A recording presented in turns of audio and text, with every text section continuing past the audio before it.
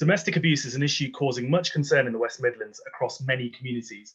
And during lockdown, we've seen domestic abuse and domestic violence rise very significantly. Reported domestic abuse is up 41%, and this follows year-on-year increases since 2011-2012. I've been speaking to grassroots victims charities about what more needs to be done to get support to victims. And in a moment, I'll outline what I will deliver on this as PCC. But I've also been discussing this with Eddie Hughes, not only the MP for Walsall North, but a junior government minister. Eddie, your brief covers domestic abuse, and you recently announced £125 million for councils to provide support for victims. What will this mean?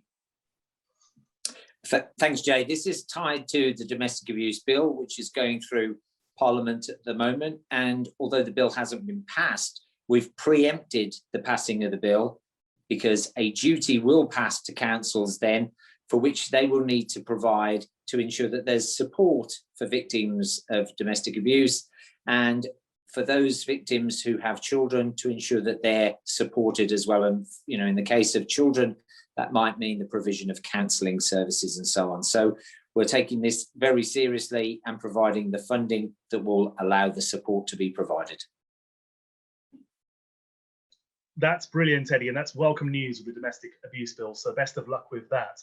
Amongst one of the measures within that is investments into domestic abuse training for responding agencies. And I'm outlining in my plan that if I'm elected Police and Crime Commissioner, I want to train and recruit PCSOs specifically as first responders to cases of domestic abuse. And I'll be making sure that they're working with councils to implement this. How important is that?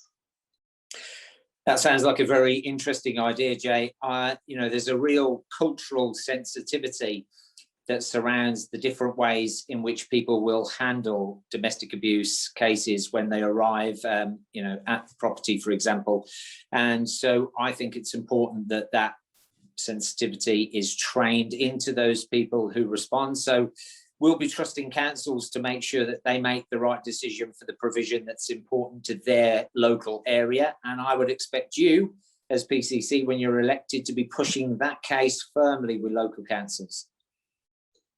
Absolutely, Eddie. It's all about partnership working on this issue. Thank you, Eddie, for your time.